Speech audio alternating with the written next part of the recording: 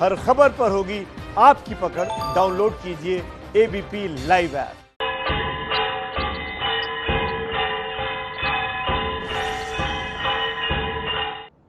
जय श्री राम। मैं आज जय श्री राम इसलिए कह रही हूं क्योंकि हर तरफ राम नाम की ही गूंज है। कल अयोध्या में राम मंदिर का भूमि पूजन होना है। राम की नगरी अयोध्या में खास तैयारियां हो रही हैं। आज हम आपको राम मंदिर से जुड़ी 25 कहानियां दिखाएंगे, जिसमें राम मंदिर और मंदिर के भूमि पूजन से जुड़ी हर जानकारी होगी। तो आइए सबसे पहले आपको बताते हैं कि मंच पर कौन कौन होगा और राम लल्ला कौन से रंग की पोशाक पहनेंगे। अयोध्या में भूमि पूजन से पहले हुई रामर्चा पूजा, जो करीब 5 घंटे तक चली। इस पूजा को 6 पुजारियों ने किया। वैदिक मान्यता है कि इस महायज्ञ को करने से मनुष्य भगवत धाम को प्राप्त करता है और सभी मनोकामनाएं पूरी होती है। रामर्चा पूजा में भगवान राम की 4 अवतारों में पूजा होती है। पौराणिक कर्म प्रशिक्षण के मुताबिक जितने भी धार्मिक अनुष्ठान किए जाते हैं, उनके श्री रामर्चा पूजा श्रेष्ठ मानी जाती है। साफ मन से ये पूजा करने पर हर मनोकामना पूरी होती है। श्री रामर्चा पूजन में देव मूर्ति के स्नान के लिए तांबे का पात्र, तांबे का लोटा, जल का कलश, दूध, देव मूर्ति को अर्पित किए जाने वाले वस्त्र व आभूषण चढ़ाए जाते हैं। पूजा में चावल, कुमकुम, दीपक, तेल, रुई, धूप बत्ती, फूल, अष्टगंध भी रखे जाते हैं। तुलसी दल, तिल, जनेऊ के अलावा प्रसाद के लिए फल, दूध, मिठाई, नारियल, पंचामृत, सूखे मेवे, शक्कर, पान, दक्षिणा यानी द्रव्य यानी वो सभी सामग्रियां जो विग्रह मूर्ति पूजा के लिए जरूरी हो, वो शामिल की जाती है। अवध और मिथिला क्षेत्र में ये पूजा 16 संस्कार में भी होती है और जनकपुर में ये विवाह से पहले जनेऊ संस्कार के पहले भी कराई जाती है। हनुमानगढ़ी में निशान पूजन भी किया गया। निशान पूजन प्रमुख रूप से महंत गौरी शंकर दास ने कराया। कल राम मंदिर की भूमि पूजा से पहले गणेश पूजा की गई थी। भूमि पूजन से पहले सरयू के घाटों को रंग बिरंगी रोशनियों से सजाया गया। नेपाल से छोड़े गए पानी की वजह से सरयू नदी का जलस्तर बढ़ गया है। हम अयोध्या में हैं। अयोध्या में सरयू घाट का नजारा हम आपको दिखा रहे हैं। इस वक्त सरयू नदी अपने पूरे उफान पर है। अथाह जल राशि सरयू नदी में दिखाई दे रही है और मानो ऐसा लग रहा है कि ये घाट जो है वो अयोध्या जी के पांव पखारने के लिए सरयू आतुर है।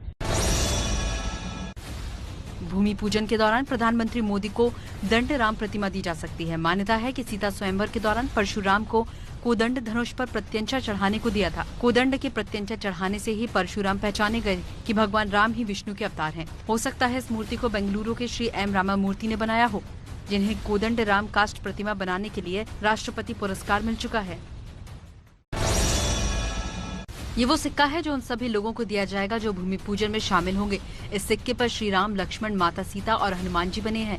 श्री राम जन्मभूमि तीर्थ क्षेत्र ने अशोक सिंघल फाउंडेशन की तरफ से ये विशेष चांदी का सिक्का बनवाया है। पीएम मोदी से जारी भी करेंगे। उत्तर प्रदेश सरकार ने मंदिर के नए मॉडल का डाक टिकट जारी किया है, जिसका अनावरण प्रधानमंत्री करेंगे। ये वो राखी है जो रामलला के लिए खासतौर पर लखनऊ से भेजी गई है। इसे भेजा है लखनऊ की चांदनी शाह बानो ने। ट्रस्ट इस राखी को श्री राम को समर्पित करेगा। अयोध्या में भूमि पूजन के दौरान स्वागत के लिए 5100 कलश लगाए जाएंगे। एक के ऊपर 3 कलश और फिर उस पर दीपक जलाए जाएंगे। मैं मौजूद हूँ अयोध्या में और एक जगह है जहाँ पर आप देखिए कि इस तरह से घड़ों को रंगा जा रहा है। अलग अलग रंग के घड़े हैं और इन घड़ों पर इस तरीके से भगवान राम का नाम लिखा हुआ है। ये तैयारी 5 अगस्त की है, जब प्रधानमंत्री नरेंद्र मोदी भूमि पूजन के लिए आएंगे और तब 3-3 कलश का एक ऐसे सीरीज लगाकर सड़कों पर रखा जाएगा ताकि लोगों का स्वागत किया जाए। अयोध्या के रास्तों पर ये कलश सजाए जा रहे हैं। ये स्वागत के लिए भी है माननीय मोदी जी के, अयोध्या को सजाने के लिए भी है और अपने मन के भावों को व्यक्त करने के लिए कि हम राम जी के इस काम में क्या कर सकते हैं, उसको परिलक्षित करने के लिए भी है। चलिए अब आपको बताते हैं राम मंदिर से और इस भूमि पूजन से जुड़ी कुछ ऐसी बातें जो आप नहीं जानते होंगे। किसने भेजा है पूजा के लिए चांदी के नाग नागिन का जोड़ा और कहां से आया है गाय का घी? आइए अब आपको ये बताते हैं। राम मंदिर भूमि पूजन से पहले अयोध्या नगरी पंच ध्वज से सज गई है। बाजारों और गलियों में चारों तरफ पंच ध्वजा लहरा रही है। राम मंदिर के तर्ज पर अयोध्या रेलवे स्टेशन को भी बनाया जा रहा है। जंक्शन के बीचों बीच राम दरबार की तस्वीर बनाई गई है।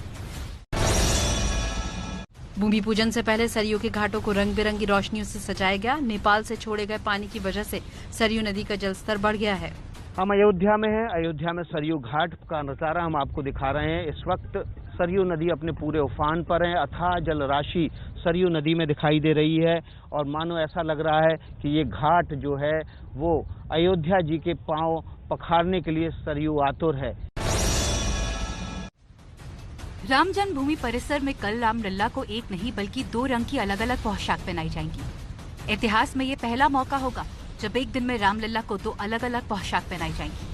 पोशाक बनाने वाले शंकर लाल श्रीवास्तव ने रामलला और उनके भाइयों के लिए हरी और भगवा रंग की 4 पोशाक तैयार की हैं। इन पोशाकों को राम जन्मभूमि परिसर ले जाने आए कलिक दास जी ने बताया कि पहली बार ऐसा मौका होगा जब एक दिन में रामलला को 2 रंग की पोशाक पहनाएंगे। इसके अलावा एक विजय पताका भी तैयार किया गया है जिस पर जय श्री राम लिखा हुआ है। अयोध्या में भूमि पूजन के दौरान स्वागत के लिए 5100 कलश लगाए जाएंगे। एक के ऊपर 3 कलश और फिर उस पर दीपक जलाए जाएंगे। मैं मौजूद हूँ अयोध्या में और एक जगह है जहाँ पर आप देखिए कि इस तरह से घड़ों को रंगा जा रहा है। अलग अलग रंग के घड़े हैं और इन घड़ों पर इस तरीके से भगवान राम का नाम लिखा हुआ है। ये तैयारी 5 अगस्त की है जब प्रधानमंत्री नरेंद्र मोदी भूमि पूजन के लिए आएंगे और तब 3-3 कलश का एक ऐसे सीरीज लगाकर सड़कों पर रखा जाएगा ताकि लोगों का स्वागत किया जाए। अयोध्या के रास्तों पर ये कलश सजाए जा रहे हैं। ये स्वागत के लिए भी है माननीय मोदी जी के, अयोध्या को सजाने के लिए भी है और अपने मन के भावों को व्यक्त करने के लिए कि हम राम जी के इस काम में क्या कर सकते हैं उसको परिलक्षित करने के लिए भी है। भूमि पूजन से पहले गायिका अनुराधा पौडवाल अयोध्या पहुंच गई हैं। अनुराधा भूमि पूजन के दौरान भजन गाएंगी। राम मंदिर के भूमि पूजन में विश्व हिंदू परिषद के अध्यक्ष रहे अशोक सिंघल के भतीजे सलिल सिंघल यजमान की भूमिका में होंगे। भूमि पूजन का कार्यक्रम 2.5 से 3 घंटे तक चलेगा। पीएम करीब 15 मिनट तक मंदिर में मौजूद रहेंगे। ये सब जो पूजन होगा ये पूजन करने के लिए यजमान के रूप में हमारे सम्माननीय अशोक जी सिंघल के भतीजे सलील जी सिंघल बैठेंगे और इसमें लगभग 2.5-3 घंटे लगेंगे। ये पूर्व पूजन उनके द्वारा होगा। प्रधानमंत्री जी को जो पूजन करना है वो केवल 10-15 मिनट का पूजन है। वाराणसी के तबला वादक अशोक पांडे तबले पर सीताराम की धुन बजाकर भगवान के श्री चरणों में श्रद्धा सुमन अर्पित कर रहे हैं। अशोक पांडे पिछले 40 सालों से तबले की धुन पर सीताराम बजाकर राम भक्तों को सुनाते हैं और भगवान की सेवा करते हैं। राम मंदिर भूमि पूजन के लिए श्रृंगेरी पीठ के शंकराचार्य पंचधातु का कमल भेजा है।